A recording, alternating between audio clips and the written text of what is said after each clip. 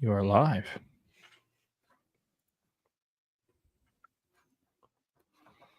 Come on, Instagram. Dude, does it not feel like it feels like a Sunday, just a little bit. Man, when you Just a work little 80 bit. when you work 80 hours a week, every day feels like a Sunday. Because Well, you're speaking going right back into the trench. Ooh. Live on there. Live on Insta. All right.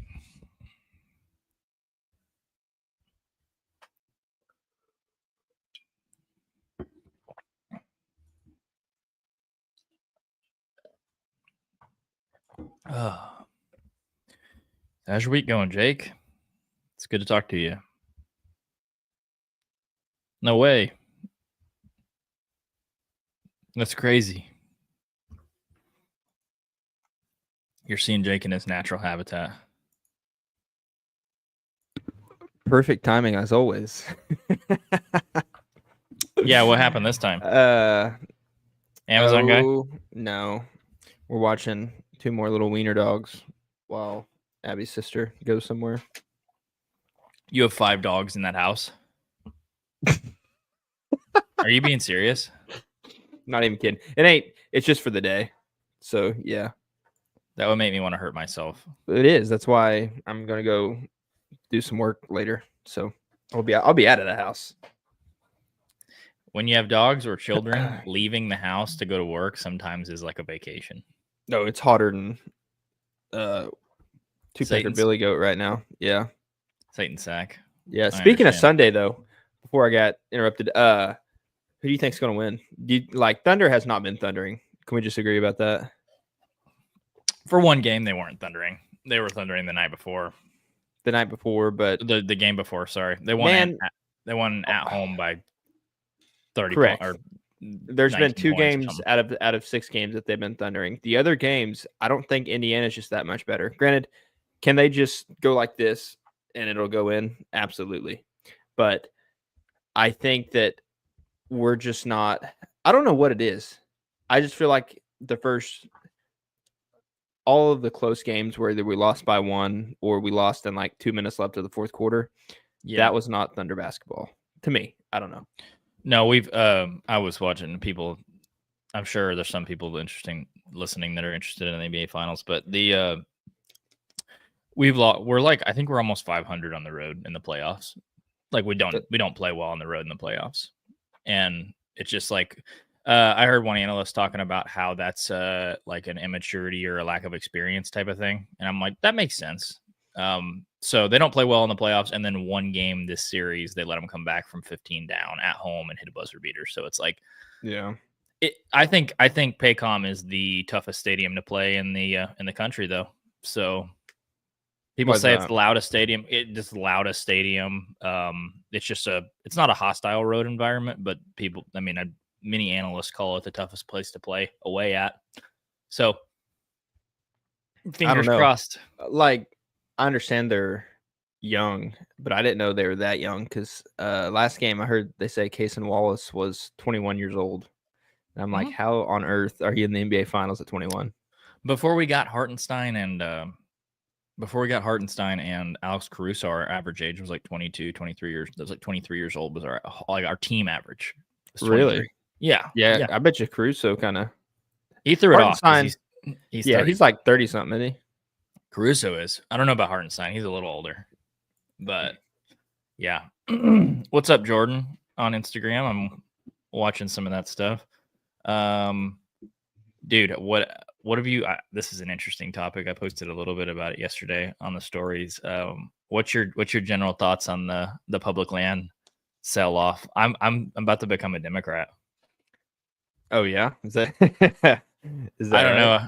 I know, but it's annoying. I can tell you that. Have you been keeping up with it at all? No, and I was gonna do a little bit of research on this before we jumped on, but I've had some people send me like the interactive maps, which I forwarded to you about that. And if you zoom out, I mean, basically everything Western and also Alaska is getting demolished with like alleged potential sales. Yeah, I haven't digged into the like the depths of it. I know initially it was like 3 million acres, and then they were saying that these other places are also potentially on the block. Which if you pull up, like you said, that interactive map, it's pretty much just the entire West is like Mhm. for sale. Because out west, it feels like out west is more public than it is private, which is awesome. What are you missing your phone? Yeah, I was gonna Google something, but it ain't a big deal.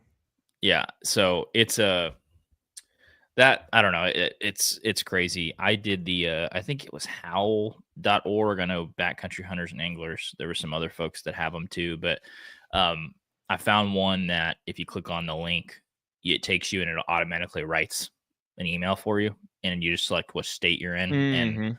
for mine, it was I clicked Texas, so it's Ted Cruz, and then I forget the other Texas senator, which I actually met him a few weeks ago, which is funny enough.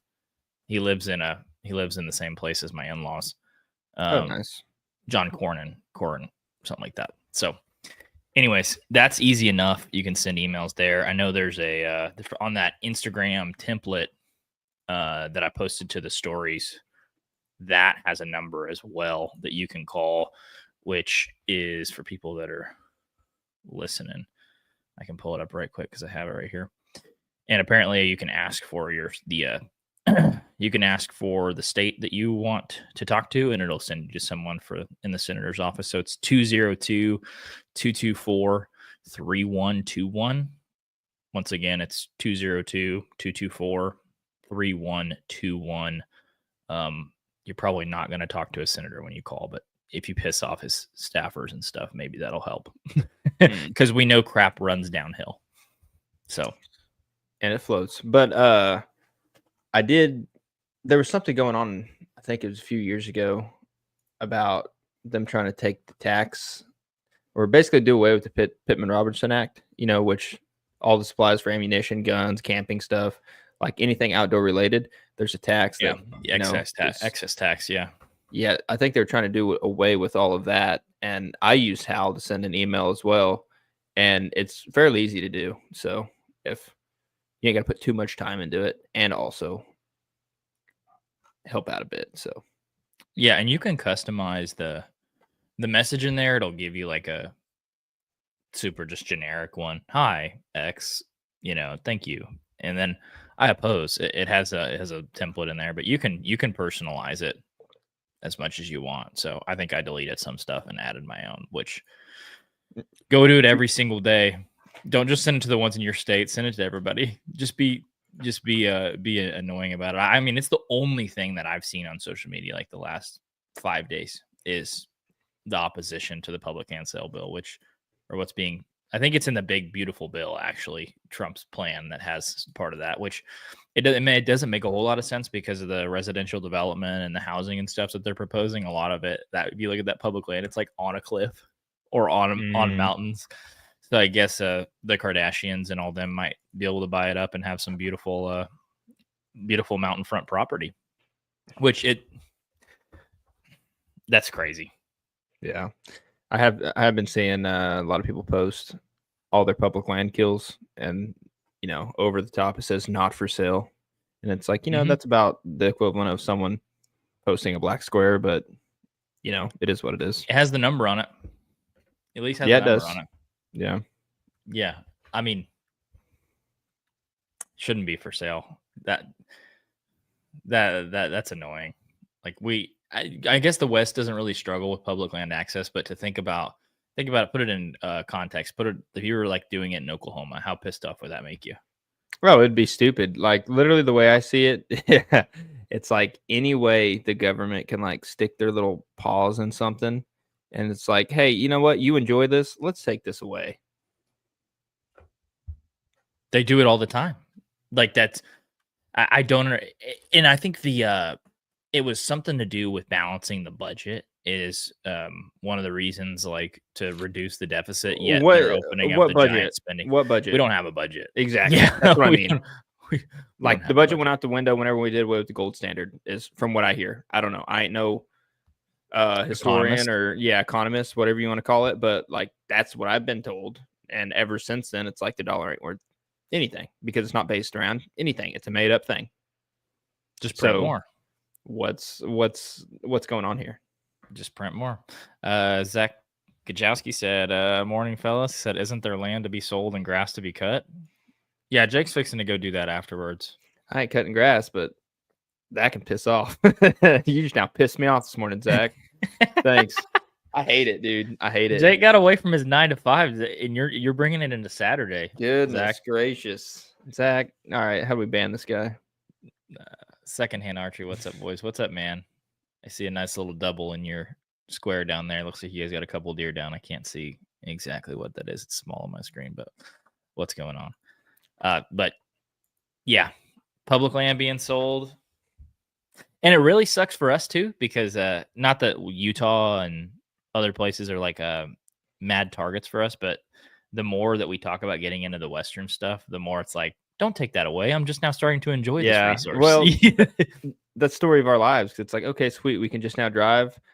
Gas ain't $1.68 no more. It's like now it's $4 a gallon. Sweet. And move on to land access. We're just now have the ability to go hunt. And be able to drive around and go here and hunt and ask permission here. And it's like, oh, wait, but now everybody's buying up everything. Leases are higher than giraffe, you know what? And it just gets taken away. And all of a sudden we start Western hunting. And I'm not saying it's like, oh, they're being mean to just us. Everybody's affected by this, but I'm just saying it feels like it. And it just sucks. My favorite meme is the boomer when it says when the boomer bought his house for $19,000 and you offer him $795 and he's asking $800. He's like, no. Yeah. that's one of my favorites.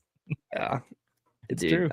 I can get into that rabbit hole pretty quickly. I got a few stories about that, but into the boomer rabbit hole. Yeah.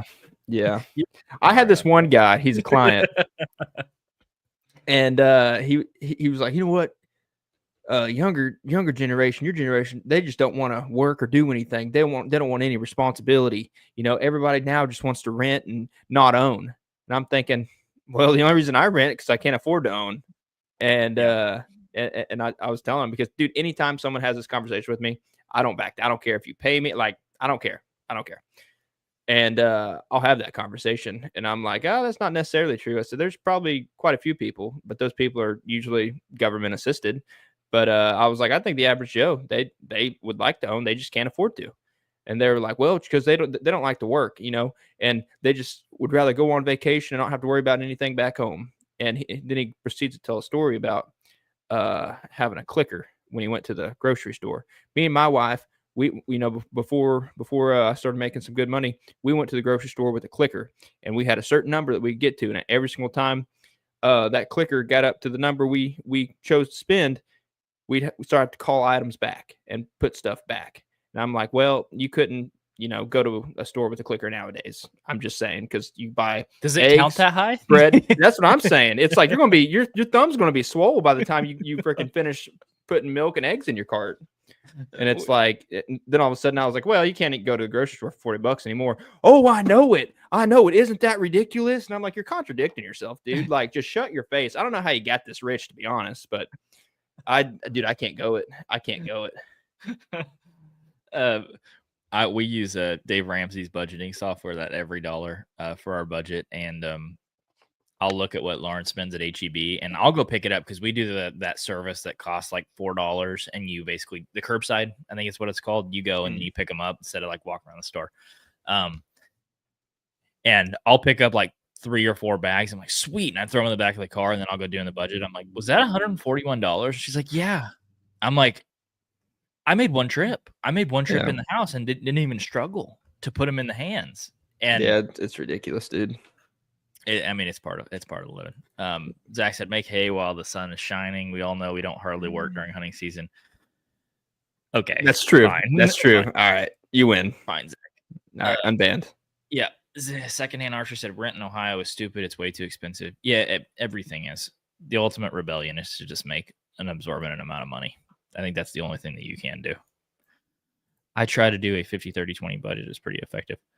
I think that's 50% needs, 30% want. I know what you're talking about, but I don't know the exact ratio. No, it's 50% goes to the government, 30% goes to Rent. the things that break down and rent, and then 20% is for your wife and kids. There you go. And then That's what it is. Yep, and you can put gas in your car. Life is good. We did find some super exciting news this week too, though. We're headed to Alberta, which we knew we were going to be heading to Alberta, but we're headed to Alberta, northern, I guess it'd be northwest Alberta, to hunt some Alberta elk. How you feeling about that? Moose Pretty is good. off the table, but that's a is little on the disappointing. But that's kind of what we first thought we were going to get into is the elk. So can't be mad about that. I'm excited. Archery elk. Not excited about the drive, but it'll be worth it. Yeah, I mapped it out. So Canada, which a lot of people probably know or don't know, they require outfitting to be able to hunt in any other provinces. Provinces. I don't know how to say it. So we're going with Red Whale Outfitters, which is the guy who takes John Dudley every year for mule deer hunting and elk hunting. And what excited me about the whole deal was dude, it's low country elk hunting. It's not like high country. I was like, what is the elevation? He's like, we sit about 2,500 feet. And I'm like, well, what's the up and down, like the change? And he said 200. I'm like, oh, dude, that's so awesome. Now, I'm sure you're gonna be moving a lot. He said it's a lot of the like timber hunting, kind of close range, similar to what we were experiencing in New Mexico. I guess probably more like Colorado with the aspens and stuff. But dude, just calling through the timber and just looking for that. Do you remember when we went with Tristan and that bull that he was calling, that when we stalked in on that got away, like how like easily those giant animals disappear into the timber and like navigate through the timber? That was super, super thick though. I mean, I assume it's going to be the same. I'm not sure, but it was pretty darn thick in there. But what amazes me is just those racks. Like if I had that thing trying to get through the timber, hell, I just had a camera and I was still tripping over things and trying to do that. But the way they move so effortlessly and not getting tangled, and the way they position their head, it's like they know what they're doing. That is their environment.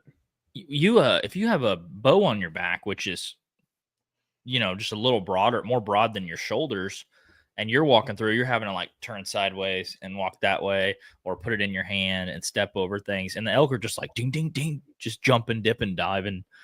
It's really cool. So I'm assuming a lot of the stuff we're going to be doing up there is just thick timber hunting, like hopefully close shots, less than 60 yards.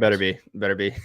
Your boy hasn't been too acquainted with the bow here lately, so I need to start. That's for damn sure. Better start. No. Secondhand archery said, what are you talking about? 50% from the government, 30% panhandling, 20% in EBT.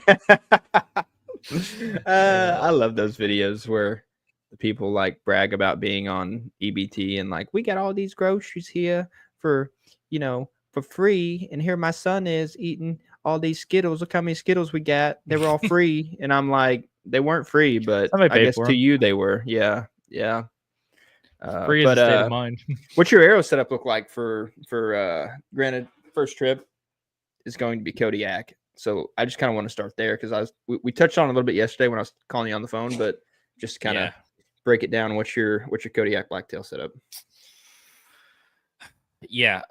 So I've talked to Landon quite a bit, and we talked about like kind of the distances. And I guess one of the things that I didn't understand about Sitka blacktail is like how big they are. I thought they were a much smaller like deer, like a buck would be the size of like a white-tailed doe.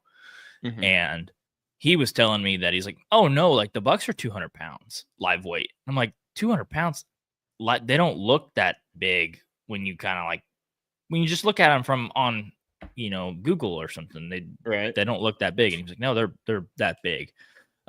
So you're stalking in alders, so like apparently they're shorter, shrubbier type of stuff, and then more spongy moss type of grass. So getting close, I think, is going to be a challenge, like it is anything spot and stock. So I'm building an arrow setup that's a little lighter. Like last year, I shot 485. I don't think that's super. It's not heavy, but I don't think it's super light either. And I had some pretty good success with that, shooting the elk and other stuff. So I'm going down to a 460. And then VPA doesn't make a 100 grain single bevel, which I would like to shoot.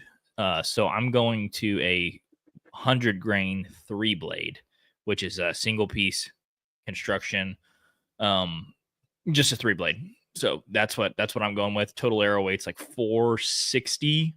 If I wanted to go with the lighted nock, I'd probably get more towards like 475. But I was shooting my bow yesterday with my neighbor, and I had that piece. I had some like strands on my string that had been kind of starting to come off, but I've been waxing them down. And I grabbed one and kind of like tried to push it against my peep sight again yesterday, and there's a strand about that much hanging off. How do you always have an issue with your strings? Because I actually shoot them, unlike you guys. When you put your bow in the closet and don't touch it for 2 years, nothing happens. No. You can get a brand new string, and then that following fall, you can be like, dude, what the hell? Like, do you just where do you store yours? Like when you're hunting, back seat? Do you throw it in with everything else? Does broadheads like fray it? Because no, dude, it's not like broadheads. No, yeah, your string would be like actually cut if it was in contact with a broadhead. I get that. That was just a weird example, but you're pretty rough on your strings. Yeah, I don't baby it. Like I don't baby my stuff. I take care of it. Like I wax it and I shoot it a lot. I don't know. I think the strings, so like that prime, for example, that happened when we were hunting public, that string had like a big, what was it? Probably a 6-inch strand hanging off of it like that. Yeah. That one was, I think, like a stick, like a climbing stick, or maybe it was the podium. That was a tooth off of a stick because they were in my back seat, and I think I set my bow on them and drove, and it like kind of did it. This one I don't understand because it's like along my peep sight, and I bought it from an archery shop close to me, and I hadn't heard of the string brand before. It wasn't ABB, it wasn't Gas, it wasn't 10X, 50X, whatever it is. So they were like, we use these strings. I'm like, okay. So I paid like $150 for the string, and that string is a piece of crap because the strands hanging off of it, if you look around my cams, all of my serving is unwound. Like it's, you know how it's supposed to be black serving around the entire thing. I have a green string, and you can just see green. It looks like a stripe pattern on my cam. So it's just coming apart all over the place. And one of those I think was my fault with the prime. This one, I put a lot of shots through it last year, and it's just separating all over the place. It's not holding up very well. I know strings are supposed to last like 2 years. I put a lot of shots through it, and I'm pretty rough on it because last year we went to New Mexico, went to Nebraska, went to the mountains, hunted Texas. I hunted a lot last year, and she ain't holding up. I know that. Well, I just gotta point that out because I have seen, like, when we're hunting public land in the more mountainous areas, whenever we get done and like we either swing by and pick each other up, or we meet back at camp and we take our bows out and shoot for a second, you'll just pull it out of the back seat and like stuff will be hanging from it, and I'm just like, or like, you know what I mean? Because everybody's back seat gets absolutely trashed whenever we're gone hunting. Yeah, but I don't keep like sticks and stuff back there. Okay. Well, anymore. I used to. Yeah, I don't anymore. I just had to ask, but no, mine's probably about needing. I mean, I'm going to get it replaced just because I was thinking about it last year, but I was like, it'll be fine. But with all the hunts we got going up, it's like I'm gonna put a fresh set of wheels on it. Well, I looked at strings last night at ABB, and they have this new series. I think it's like the Legend series. Pedro Ampuero was like their guy who they used as a picture on this string set. I was like, okay, this look pretty sweet. And how much do you think a new set of strings is? Like the top of the line ones? $250. $230. You still get strings for like $70. Yeah, I know. And they're $230 for the best ones. I think the cheapest one they have is like $160, something like that. And I'm just sitting here like, dude, that's a lot. I can get a brand. Okay. hear me out. I can get a brand new Matthews for 50% off. Like with my current company that I work for, I can get a brand new Matthews. I could sell my bow how it is, maybe sell one more thing and buy a brand new bow. Do I want to put $250 worth of strings on the thing? Because I was fixing to start tuning it again, right? Paper tuning it for that lighter arrow setup because it's shooting like this, dude. They're corkscrewing. It's not tuned. That's why I was out shooting it a ton yesterday further just to see how it was. It's completely out of tune. I can't tune it because if I tune it and I put new strings on it, I got to tune it again. I don't want to do that. So I feel like every year when I start to I just put, for instance, I'm getting ready for this trip. I just put new shoestrings in my boots, and I took that leather conditioner, and I started lathering up my boots because they get super dried out. That leather. Are you talking about that, what is it called, mink oil? It's supposed to be waterproof. Yeah, is that what you're doing? I've used mink oil in the past on them, but I got a different one this time that's supposed to be waterproof and kind of hydrating. And I did that. So I'm going through my gear checklist, and every time I go through my gear checklist, I find crap that I'm like, I didn't want to buy that. No, I don't want to replace that. Dude, that's everything. And my boots, I bought super glue, and there was some of the back, just a piece on it was hanging off, and I just super glued it back onto the leather. And so every year you're maintaining stuff and then you're upgrading stuff or you're getting new stuff. I just hate how much crap I find. I'm like, this is broken. I have to. The only thing that doesn't break is my saddle, my sticks, my platform. Anything that's metal lasts forever. Anything that's not, it's that's broken. That doesn't work. Well, so 3 or 4 years ago, I used to buy a pair of hunting boots. Granted, if you have old muck boots or something, or those lacrosse style rubber boots, those will last so far probably 4 years for me, and they're still dang near brand new. But the lace up hunting boots, the hiking style boots, I used to buy a new pair every year just because I would wear them out, and either the soles rip off or they'd have big holes in them on the sides where my feet would get absolutely soaked. And so what I started doing is I just been wearing my work boots the last 2 seasons. I got Ariat steel toe, supposed to be waterproof work boots. And those things are I think $115, and they would last me all year working and then also all season. And I was like, I get better bang for my buck out of those, and they're waterproof and they basically do everything I need them to do. I just been wearing those. Now, granted, for these trips, I'm actually going to buy a set of boots, but that is a question I want to ask you guys. And for, people who might be listening to this after we put it out on, YouTube or podcast app or something like that, is what boots do you guys wear? Because I've spent $150 on a pair of hunting boots, and by the next year, they're just trash. They're no good. So something waterproof. Yeah, something, I would like to be snake proof in a way, just because we run into quite a few timber rattlers where we hunt public. And I just want to know you guys' thoughts on that. All right. We got some comments we got to catch up on. Zach said, do you'll try and call when you go on elk hunts, or is that guided? That one in Alberta will be guided. We've went guided once in New Mexico, over the counter once in Colorado. That was more of a camping trip or a hiking trip. And then Alberta, this one will be with Red Willow. So that dude will be doing the freaking calling. Y'all ought to do a hunt. Zach said y'all ought to do a hunt off video series with OD on some Oklahoma Public, maybe next year. Yeah, that'd be fun. That'd be interesting. I would. I like those kind of videos. I think the Hunting Public has done a public land challenge where they got 4 different groups together and went. Yeah, it's cool. I'd be shooting a spike just to try to get the lead early. You know what I mean? Hey, you keep it. We got something on the ground. What's up? Exactly. Secondhand Archer said, realistically, how often do you wax your string? Because personally, it's been a year or 2. Maybe once a month. I don't wax it after every. I just start to. I wax my string when I start to see it be drier. Yeah, it's about that's about like I do. I might wax it once during the summer and then twice throughout the season. That's what pisses me off about the string that I just bought. Not to get back on that topic, I wax it. I've taken care of it. and it's freaking falling apart. Mm-hmm. Falling apart.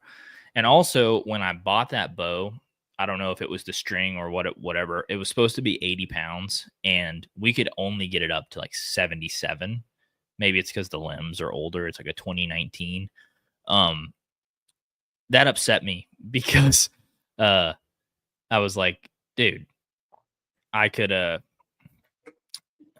only got to 77 pounds, and we put a ton of twists in the cables too, which realistically it will make it more.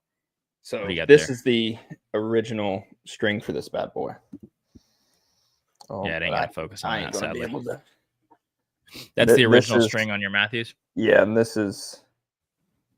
When you shoot it 30 times a year, dude, they stay in pretty good shape. I mean, I try to baby it, I'll be honest, but I mean, summertime, dude, I guess I could be out there right now shooting it, so I'm not going to say anything about that. But, you know, it's kind of like if you, what's a good example here? Maintaining the oil in your truck or taking care of your equipment. Yeah. For me, shooting ain't like riding a bike, right? Like you can lifting weights. That's a better analogy. Okay. Are you just talking about a bunch of stuff you don't do? Lifting weights, shooting your bow. You can go to the gym for 6 months. You can eat right. Okay, this is something that I do on a regular basis, right? If you eat right, okay, you can drop to your desired weight, correct? What happens if granted, you could change your lifestyle, do whatever, but when you go on vacation, you pig out a little bit. It's a little bit harder to eat, you know, your calories, your correct calories once you get home because your stomach has to shrink back down, stuff like that. It's the same way with shooting, man. You know, during the wintertime, why would I continue to watch my calories and do all this stuff if, you know, my shirt ain't going to be offered? Horrible, douchey example, but you can do something, and then as soon as you quit it for, you know, 2 to 3 weeks, sometimes longer, it's like you really got to key in to really be able to drive tax, at least for me. So I'd rather not shoot it periodically and then like take a hiatus and then get back into it. I'd rather like start, you know, let's say mid-July and like really force myself to start dialing in and then go, you know what I mean? So you're saying intensity over consistency. Like if you do it, that might be the wrong way to look at it whenever you say it like that, but yes. That's exactly what you just described. Why work out all year when we were going to go to the beach in July and 2 months before you can get shredded? Dude, I'm telling you, that's just what I do. In February, I was 188, and then 2 months later, I was 165. Boom. You're an intensity guy. I get it. Goals. See, I'd rather shoot 3 hours a day for 365 than like I'm going to shoot 50 a day for 3 weeks or a month. That's just a personal preference. Or different strokes for different folks, man. You know, I can tell you this: when there's big animals and awesome trips on the line, that me and that bow are going to be. It's going to get tucked in. It's going to get tucked in right in between me and Lauren. It's going to have its own pillow, and I'm going to say you do your thing. You stay right there. So that's some funny crap, though. Yeah, you tried to think of a beautiful way to say it, and then yeah, you just want to come in bluntly. It's like, all right, dude, chill. That's funny. Judah, Justin Pomp. This is Judah, good buddy. He I've been seeing his albino, or I guess it's not an albino. I can't think of the word. Piebald. He has a piebald though that he's been putting all over his story. He said, y'all seen any big velvet bucks? Jake, any big velvet bucks with all your cameras out? Around the lake, absolutely. There's a pretty good one. They're starting to grow, but for the most part, they're still looking a little pipsqueakish, you know? Yeah. On the 110, we have had, and I kid you not, this is not an exaggeration. We've had one velvet buck on camera in like 3 weeks. I've seen one. One buck. At the 110? One buck with velvet. One. So correct me if I'm wrong, but in years past on that place, how's the pictures been like? It's usually July. It's usually like a July thing. or in August. August, it starts as they start to kind of settle back in to where they're going to be. You start to get a lot more photos. But I was encouraged because I put up that mock scrape over there, and Peyton found a piece of driftwood by the lake, and we planted it like 3 or 4 foot deep. And that buck came in and hit that scrape, and he was in there. And I'm like, okay, nice. Cool. And this was like 3 weeks ago, so it was really, really hard to tell. I could kind of tell which buck it was because he had like a weird. It's not a third main beam, but it looks weird, so it kind of looks like a third main beam. He was in there right after we get off the podcast. I'm going over to some public here over here by my house. You can hunt hogs on it, but you can't openly deer hunt unless you draw a permit. So, but Tacticam sent us some trail cameras, which I need to give you a few of those, by the way. But Tacticam sent us some trail cameras, and they're not doing anything at the house. So I'm gonna go throw some corn out for some hogs, and then throw a few trail cameras out and just see if I can start getting some pictures of some bucks in those areas. And if I can get some pictures and kill some hogs, at least if I were to draw that hunt, I would have a good idea of where to start as far as caliber of a buck to go after. And I've hunted and scouted that place a ton in the past. I just haven't ever drew a deer permit. So you're going to scout it in hopes of drawing out. Exactly. Yeah. I'm with you. Yeah.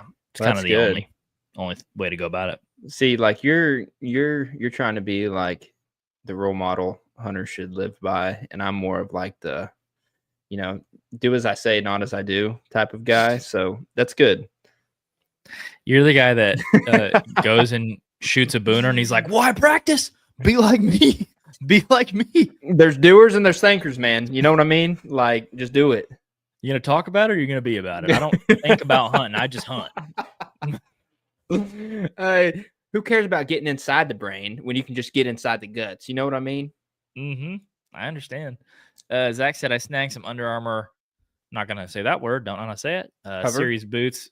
Okay. Well, where's the E? And they're so comfortable. The guy in New Mexico had them and loved them. I had some Under Armours once, but they were those cheap, like bluish gray ones, and they like ripped the first time I went to Colorado under any load. So I hate those. I hated mine, but those are probably better. I bought mine off eBay. They were probably made in China. Knockoff Under Armours. Yeah, secondhand archery. I've never touched my Elite string, and it looks perfect. Yeah, that's nice. Zach said, I know some folks that make strings. If you need someone, let me know. Thank you. I sold my brother a shotgun yesterday. Luke's buying one off me. And so he'll definitely need some money. You're welcome. Jake. He'll need some money. Last night, so thank you. But the more that I think about it, so do you have like a gear list? Did you take that gear list that Landon sent us for? I do, and wherever my phone is, I have a notes, and I have about 25 things on there that I need to get. Granted, yeah, half of them are like super, super small, but the other half, like the Garmin InReach, I need a pair of boots. I need I'm going to get me one of those waterproof duffels from whatever that brand was. They're like $120. We need to figure out the bear fence. I think it's only like $30 or $50, something like that. That ain't too bad. Oh, I forgot about the bear fence. I didn't have that. Just because I assume for the most part we're all going to be together. Landon has one, but in case we stay by ourselves, that's what's going to be kind of weird. Like, so on those days, how are we going to know if we get on some? We just going to rough it? Like, just always carry that extra bear fence with us, and then just yeah. What about a backpack? What are you going to do for a backpack? Well, I gotta. Thank you. That's the other kind of pricey one that I need to get to. I seen you just ordered one. No, but my question is like, so we have those tents. Okay, are we just going to ball those up at the end of every day or every morning when we go out? Yeah, that's a good point. So what you're talking about for people that aren't in context, we're going to Kodiak Island, and we have these Seek Outside, which Seek Outside's like a super backcountry, lightweight, measure in ounces kind of tents. And we have these 2-man tents that they sent us, and they're freaking, I don't know if you ever like played with the material or looked at it. Like, they're insanely nice. Like, they're awesome. But to your point, if we were to gonna go do a spike camp somewhere else, we'd absolutely have to pack them up. But the issue is you don't really know if you're gonna be spike camping or not. That's my thing. And I don't really want to. Let's say we had one of those piece of. I think Sitka used to make them, and I'm sure other people do too. You know those rain, like just they're not a poncho, they're just like a pop up tent basically, and it's just like basically a roof that you can if it's a thing you can wait out the rain if you're getting smashed. Right. That would be an option of like, hey, we bring our bear fence and we hit the rain fly thing and sleep under there if we have to. Because the thing about Kodiak and what I've been talking with Landon about is, dude, it's daylight from 5 a.m. to 11 p.m. That's a good point. So let's say you stay up for 3 hours, scared you're going to get eaten by a grizzly. You really only sleep in 2.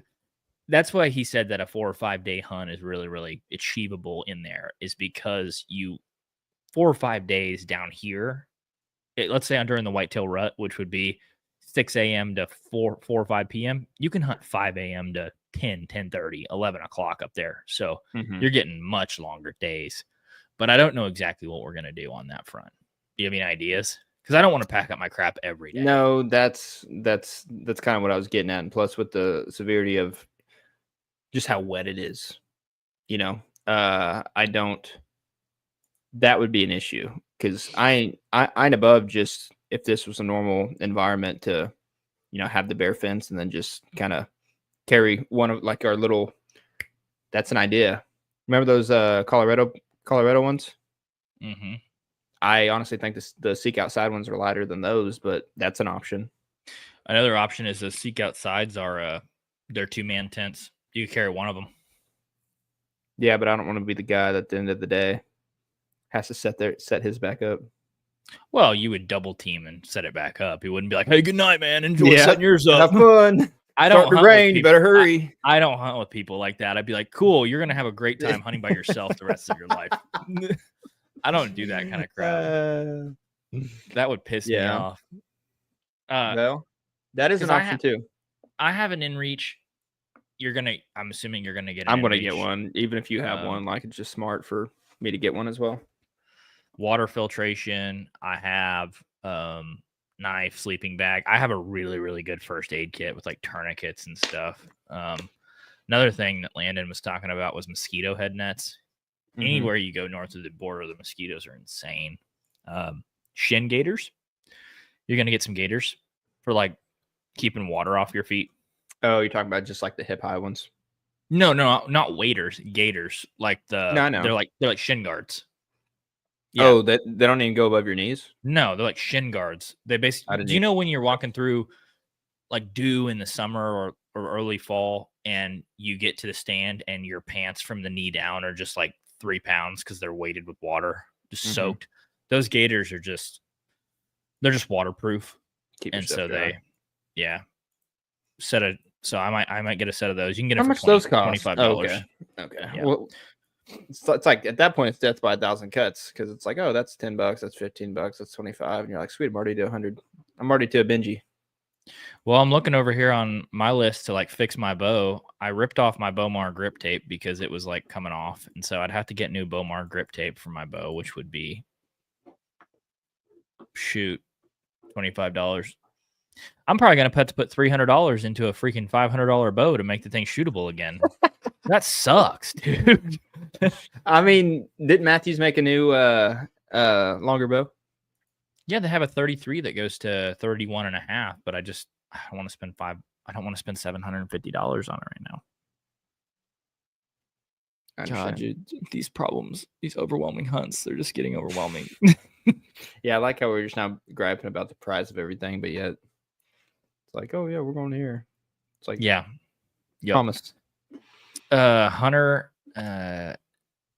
ALSIP. I don't know how to say that exactly. Sorry, I'm not a good speller or pronunciator, so I'm sorry. He said, I've been using Irish Setter boots for years. Very happy with them. And then Luke LaChance 17 said, I also have Irish Setters, and they're warm and not too bulky to climb up your stick /aiders.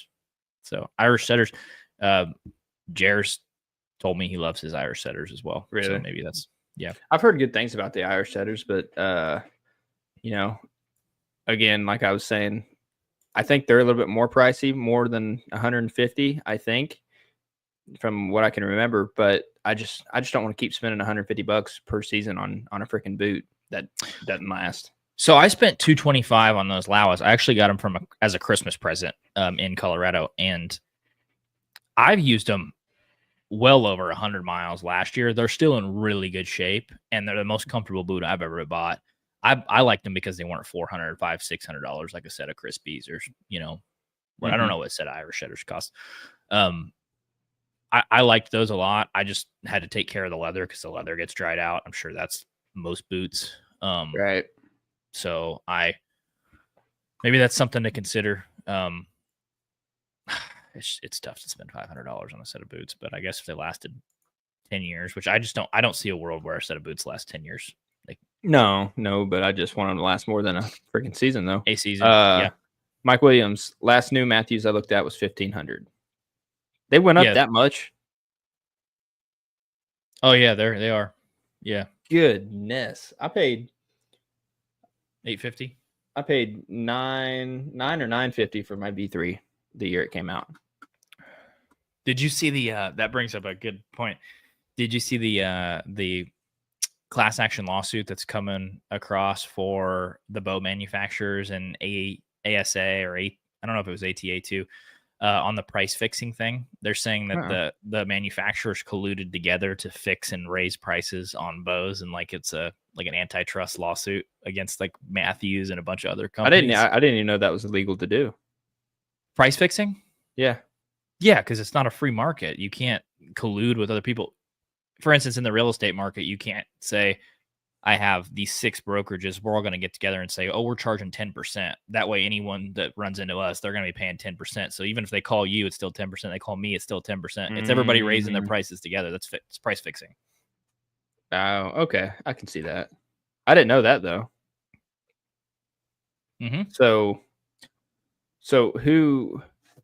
how does that take action then? Like if they win, which sounds like all of them raise their price to around the same. So I would see it to be true, but what happens when they lose? Like, who do they pay? I don't know. I'll just take it for a free Matthews and I'll just move on. Yeah. Yeah. I'm just kidding. I'm not. I've owned a Matthews, but I have no idea. I just saw that on Facebook. Maybe that's me being a headline. Because I remember like the Hoyts whenever I was buying, because I did like the Hoyts. And I like the look of them. I shot two different ones. I couldn't remember the names of them because it was like 4 or 5 years ago. But the only reason I didn't buy them because one of them was like $1,250, the other one was like damn near $1,400, I think. And then this one was $900 or $950, and I was like, they're both brand new bows, and I'll just go with the Matthews because I have an old Switchback. That was my first bow, and I'm like, I love the Switchback. Felt great, shot great. And then I shot the V3, and I kind of already had my mindset on that one anyways. But when I walked in, I had kind of like that eye candy, like, whoa moment with the Hoyts. But yeah, the price tag was definitely more expensive. But now, if the new Matthews are $1,500, like that's where the Hoyts were. The Hoyts now are, I think there's one that's $1,899. I don't know if it's the carbon. Like their bow is $1,899. Do you think that's solely due to like material costs and like them having to raise their prices due to the inflation, or do you think that's just because they can raise them that high? And also with that, it's like, how much better is that bow versus 5 years ago bow? Like, is the cost worth it? What I struggled with from the Matthews perspective is like, I don't know if you've noticed this, but a lot of the manufacturers, Matthews especially, is moving towards this system of like, we've got to a point where bows are pretty much as fast as they're going to be. They're making them more quiet, but now it's all in like the accessories, right? Like, what can you do within the bow to make the accessories like one exclusive or more streamlined? So like, for instance, bridge lock, the sight goes into the riser. Right. That's cool. Integrate, your rest goes into the riser. The stay afield system, you work on your bow with just a string, and you don't need a bow press to work on it in the field if it goes down. The tuning, so like on the actual Can you move your cams left or right without having a bow press? It's like all that sort of stuff. It's like accessories, integration, full package. Like the quiver is more low profile now because it integrates into the riser. It's that sort of stuff. But like on a pure like speed, just from a speed perspective, not sound, nothing else. Your bow shoots just as hard as a bow that is brand new. Like it may be a little louder. The accessories might not fit as streamlined, but very simple. Cam systems is very similar, the same, So I don't know. Like that's why I have a 2019. You have a V3. So what's that? Like a 20 model? Maybe? I think that's 2020. Okay, 20 model. I don't necessarily want to upgrade my bow, but I also don't want to spend $300 on an old bow when I can get one for a freaking half off. Yeah, but according to this, half off is just like Mike Williams said, loaded bear bow. Oh wow, no, that's a loaded bear bow. But if that's true, it's $1,500, then you'd be paying $750. You know what I mean? It's not bad. Would you rather have that, or would you rather keep the comfortability of your bow? Well, the comfortability of my bow I like, but if I have to put a new string and everything on it, I'm still doing the exact same process of like messing with it, having to tune it, having to, wear in the string, peep. I don't know. I have comfortability in my bow. I don't like that it IBOs at like 322 instead of 350, 345. Because right now, did I tell you I added a fourth pin to my bow? My sight? No, so I do that. With my 3 pins, I was getting like 95 clearance. Well, with the exact same arrow weight, 485, if I put a fourth pin on it, I can get down to like 110. So let me ask you this. Did you put the fourth pin? Did you add that pin to the top or the bottom of the house? The bottom. I just added it to the bottom of the housing. So how's your sight picture when you added it to the bottom? It looks good. I mean, 3 pins, 4 pins. I mean, basically, this is how I looked at it. Adding a fourth pin, does it make the sight more busy? Yes. But I used to shoot a 5 pin, growing up. So 4 pins still is less than that. And then I think about it from a whitetail perspective, it's like 20, 30, 40, 50. So every whitetail distance is on your sight, pretty much. Like there is no dialing. So it's purely for Western. Another thing that I could do is shoot that 4 pin for Western hunting and take the 4th pin off and go back to it for whitetail. Go 3. Well, the only thing that I dislike about multiple pins now is like it ain't because it makes it look too busy, but so on mine, as you can see, sorry, it's kind of awkward with that camera. My bottom pin's right here. Okay, I don't know if you can still see that good. And I tried to move all these pins down where I could get more clearance out of my bow, but I have the sight bubble right here, and me thinking it's like, listen, if I want to have to shoot that far, I want as much of like what's going on in the situation within my housing right here. So I wanted like a pretty good gap right there. Does that make sense?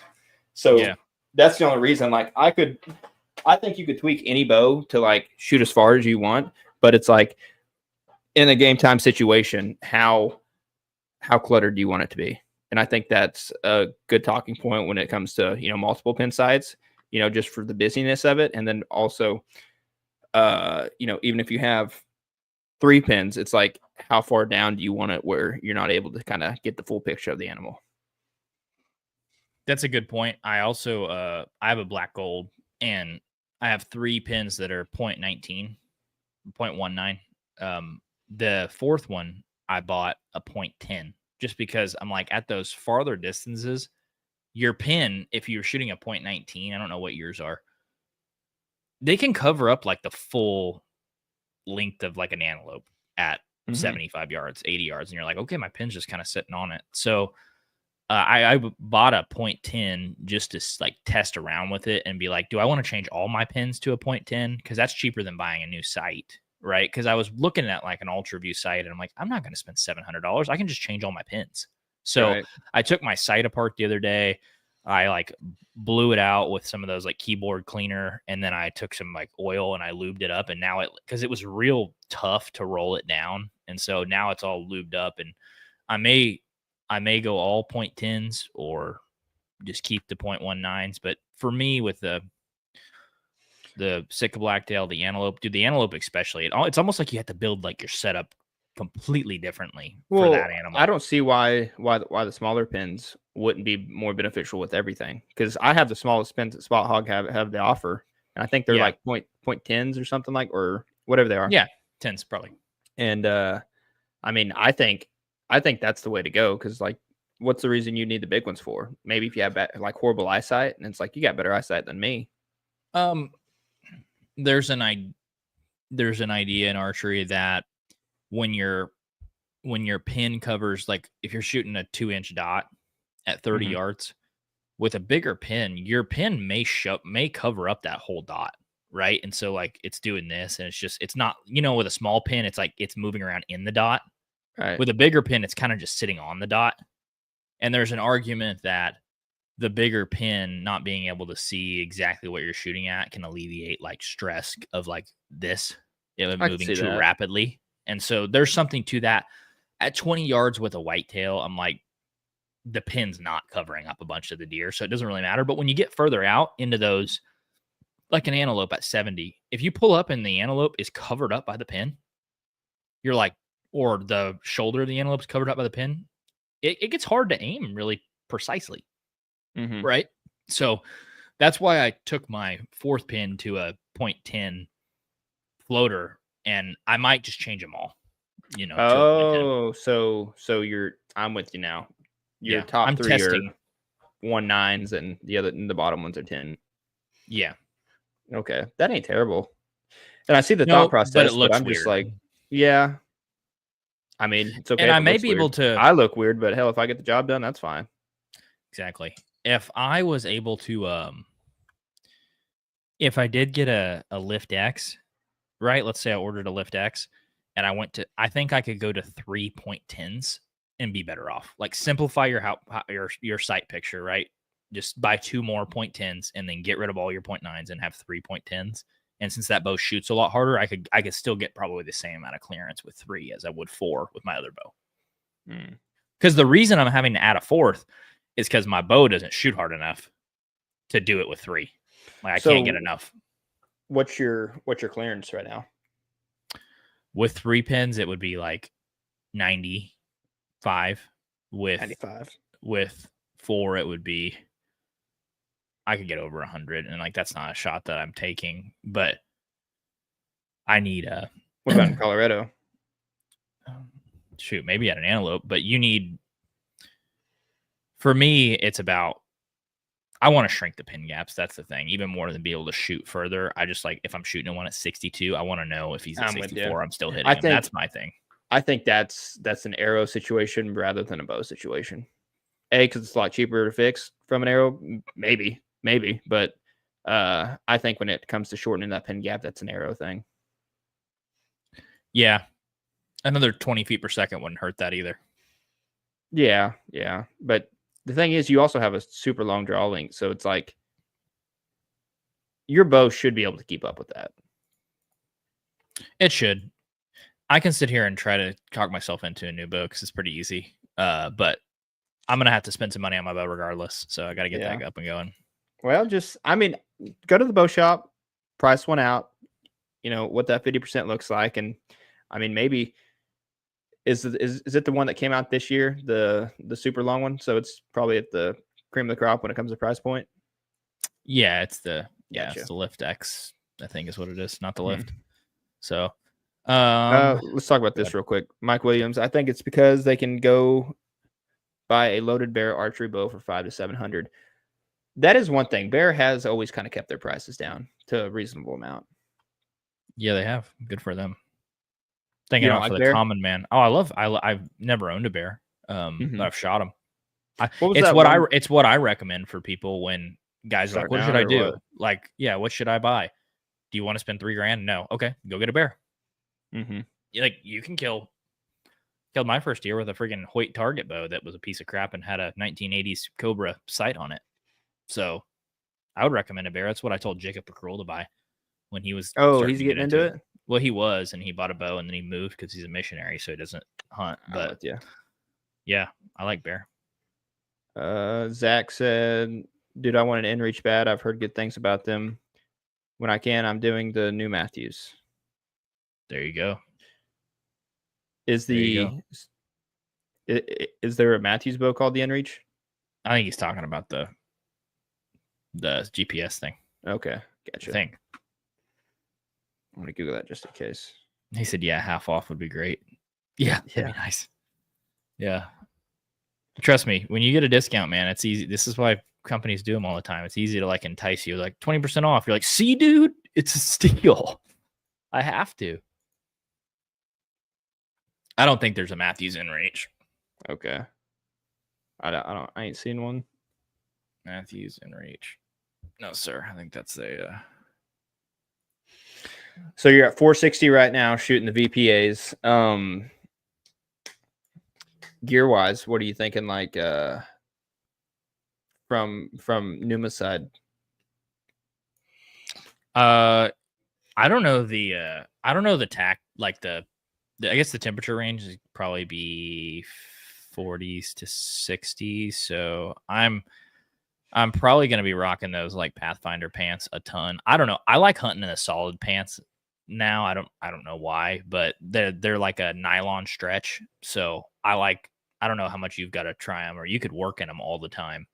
Those new pants. I don't work, and I got like 4 pairs of work pants that I just rotate out. So like if I have nice stuff, I keep it nice, and then if I have work stuff, I use it until I can't use it no more. Yeah, and then I just go buy other stuff. I'm definitely gonna rock the Numa Prevail and Pathfinder pants, and then just their probably their standard like Kaza top. What's cool is they had that short sleeve. Might be rocking that bad boy a little bit. I hope, dude. I shot that elk with in a short sleeve Realtree shirt last year. Remember when Tristan was making fun of? Was he making fun of us? Somebody was making fun of us. Well, no, it was Jeff. It was Jeff because we were all wearing like solid colors, and we're just like, hey, listen, when you're bad to the bone, you can wear whatever you want. Dude, hunting maybe it's stupid. People don't agree with it.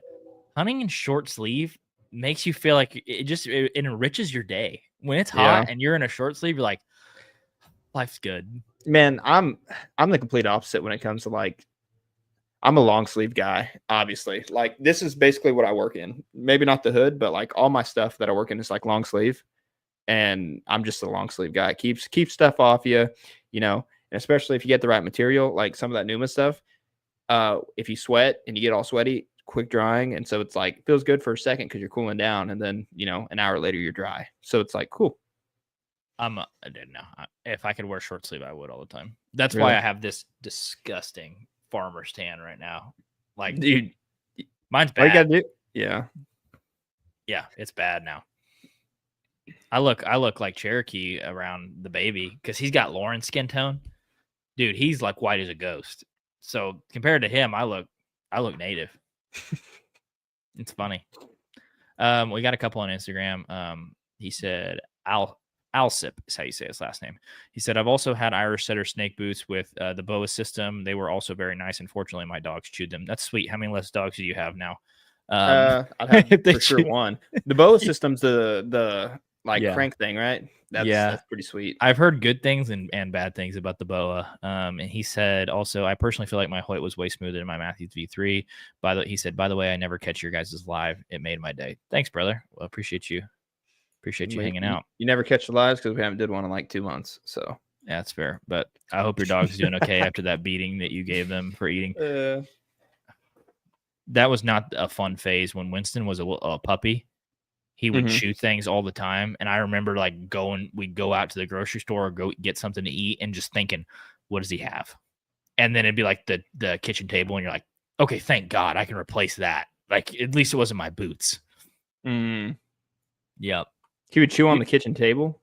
Oh, he would chew on just like wooden, just furniture or the edge of the couch. Yeah. It's lucky he's still with us. Yeah, I'd leave him outside for more than 15 minutes and watch him get too hot. Yeah. Yeah. Yeah. Ours never really did that. Like, if they're able to pull like some sort of trash off a cabinet or we leave the bathroom door open and they get into that trash can. Yeah. Used to be all over the house. Not Well, so much anymore. you have the worst of all worlds because you kind of have AT&T raising the bar. You got all the sizes, so they can hit you at all angles. I have just a little one, so if it's 3 foot off the ground, he's like crying to try to get it. Well, the thing is like the big one, Tucker. He doesn't. I mean, that's the best dog in the world. So he's never really chewed anything up. It's mainly that little mini weenie dog. My goodness, dude, she's a little heathen. But of course, she's got the best. She's got the best vertical out of all of them. Yeah, she really does. She really does. And then Rascal's blind as a bat, so he couldn't find anything unless he ran into it. Dude, that's funny. We have. He's a trooper. I'm assuming I'm saying your name right, Luke LeChance, but it's Luc. I think, is that Luke still? I think so. I'm just gonna call you Luke from now on. He said I was given a Hoyt Rampage XT from 2011 for my first bow. I love it, but I'll be in the market for my first bow in 2026. There you go. Yeah. I think of a fun video that I saw Bow Only Outdoors do that would be fun is going in and spending like $300-$400 at a pawn shop, buying like a really good or buying like a used bow that's like 15, 20 years old and going and killing a deer with it. And then giving it away. They did that, and the dude shot a velvet buck. It's pretty. I mean, I like that kind of stuff. It's pretty cool. That would be pretty neat. I think Chris B did that too. Yeah. He said that's correct. It's Luke. He said French for Luke. Oh, that's sweet. My man, my brother's name's Luke, so we have a connection. You got to run though, Jake, huh? Here shortly. I mean, yeah. What do you got going on today? You got to go to work? I got to go pick up some limbs because it's a never-ending rain cycle that just now finished up. Dude, it's rained out of the last 2.5 months, probably 2 months. It's rained, and then people are like, man. I guess, and then it rains. People's like, how come you're not mowing? Because it's raining, and then all of a sudden it dries up. It's like it didn't rain later part of the day. How come you're not mowing? Probably because I don't want to pull myself out of your yard. But, let's use a little bit of common sense here. Well, Jake Ayers would sacrifice half of his town for the rain that you've got. So, yeah, it's true. That's the only thing holding them back from, mega giants over there. The rain, yeah. I think so. Zach said Garmin InReach for satellite messaging home. I can also get the Matthews half off. It's steel. Heck yeah, man. Yeah, do that. Hunter Simmons said, what are you doing if one of these Iran fellers bombs your target buck? Joke's on him. I haven't had a target buck in years, brother. Yeah. You got to have one to lose one. Yeah. I'm not going to play it, Hunter. I'll send you a meme that I found yesterday, and it was about the U.S. invading the Middle East. It's probably not nothing to joke about, but I enjoyed the meme. Those are the best ones to laugh at. I tell Lauren, she's like, why, when things are going really bad, do you just joke more and more? And I'm like, what's the alternative to crying? Yeah, sit there. I was talking to Bradley Griffith the other day. He was helping out, and he was talking about when he was on a plane, because he kind of works for something to do with hotels, and they'll go around the country like fixing fixtures, or I don't know what he does, but he takes plane rides quite often. He said one of them a while back was pretty sketchy, and of course he's a Marine, so he's gone through training and all that stuff, and he was saying that the turbulence on one of the plane rides was pretty rough. Like it was one of those where it's like probably never been through that before. And he said everybody else was like freaking out, trying to call home and do all this and like use their cell phones. And he said he was just over there in a seat trying to take a nap. And I was like, seriously? And he was like, yeah, everybody was like crying. And he was like, what else was there to do? Do you want me to like freak out? He said, if you're going to crash, you're going to crash. And I was like, you know what? That's a great way to look at things, honestly. It's kind of a good attitude. Yeah, I think it's something pretty good to adopt. I mean, obviously, if it's like a Red Dawn thing, it's like you don't sit there, you shoot up in the sky. But there's a difference. Nade out. yeah. But no, I'm excited, man. I'm excited about this upcoming year. I know my bow's excited to, get the dust knocked off of it, but hearing about, I don't know, in the next couple of months or 5, I might be able to get it out. But Well, you better watch out because we're going to be in Kodiak Island, Alaska in 45 days. How's that feel? that's not true. It's, dude, July. We leave to go in August 7th. It's the 21st of June. We're leaving in 45 days, something like that. Let's just look it up. How many days till August 7th? 47 days. We'll get back. Hunter Simmons is going to be slinging 22s like a mofo. I looked at a box of 550, baby. I looked at a bucket on Remington today. It was 1,422 shells, $140. That's a steal. Yeah, not bad. I remember when we used to buy the 550 boxes. You can buy them for like what, $12 or something. It was something like that. Now something they're super $25, cheap. I think. Thanks, Biden. Colin Air said, "What's up, fellas? What's up, man?" Hello, brethren. Yeah. If we leave in 45 days, that's going to be pretty crazy, man. I still got a lot of stuff to get. You don't have your. Here's the thing. You don't have a choice to do consistency. Now you have to do intensity because now I have to do intensity. Oh, dude, that's what I wanted. If I'm getting a bow, if I have to get a bowstring or a bow, I better go right now. I better get that figured out immediately. You got time. Dude, a string. That's what we don't have, brother. We don't have time. We can't get it back. Can't get it back. Hey, all right. Listen. The best thing about Alaska, though, is, and especially that tag, I can shoot him with the bow, or worst case, pull out the old powdered slingshot. You know what I mean? Are you bringing your slingshot? Should we not? I talked to Landon and I was like, I was like, what are you holding your gun in? And he said, I'm not bringing a gun. I'm like, okay, so you're going to, what? Do I need to bring my skirt too? Like, so I can wear it in camp? Like, he made me feel bad. No, I ain't feeling bad. I ain't going to go all the way to Kodiak and something happens. It's like, man, I'm coming home with something, brother. We'll bring something here with something. Like, I mean, I don't think everybody needs to take a gun. Like, we'll bring one gun and whoever needs to use it can use it. Whoever needs to use it, like, it ain't going to be us. It ain't. I mean, I don't think it's going to be me, but Lord only knows. You can put it in your bag. I ain't bringing one. Oh, I'll pull out my pistol. Should we bring? I mean, we can talk about this later, but should we really not bring one? I don't know. We're gonna have to decide. Do you want to be a man or do you want to fight a grizzly by hand? I want to be successul. That's fair. I want to be. That's fair. Well, we got to run. Thanks everybody for tuning in. We got to do more of these. I always really enjoy these. These are one of my favorite things that we do. They're fun. We need to get on at a better hour too, because like last second 10 a.m. on a Saturday, it's like some people are still asleep. Some people might still be hungover. Who knows? But yeah, we need to figure out a time and a set schedule for sure. Yeah. Well, we also need to shoot our bow. Hey, speak for yourself. I shot mine till it broke. You shot yesterday, okay? And I've been shooting. And you probably accidentally smashed it in your car door or something. I've been shooting. Because I use mine, I stay ready as a doorstop. But yeah. Have a good weekend. You have a good one too, Colin. All right, ready? We're gonna play a little game real quick. Okay. Just to end this. Okay. I want to say one word, and you're gonna say a code. Numa. Okay. HA20. Out on a limb. HNTA 15. What is the best way to get connected with an outfitter in Canada? Alberta Professional Outfitter Society. Go check them out. It.